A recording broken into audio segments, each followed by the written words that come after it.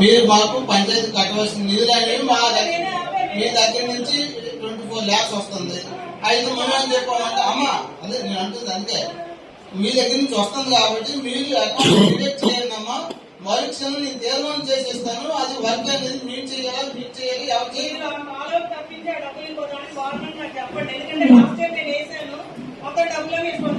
అమ్మా ఏదైనా సరే అన్నమాట.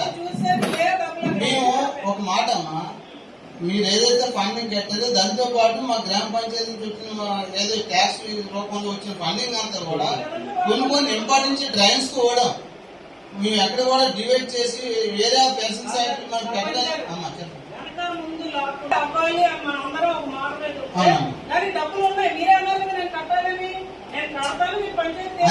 అందుకేనమ్మా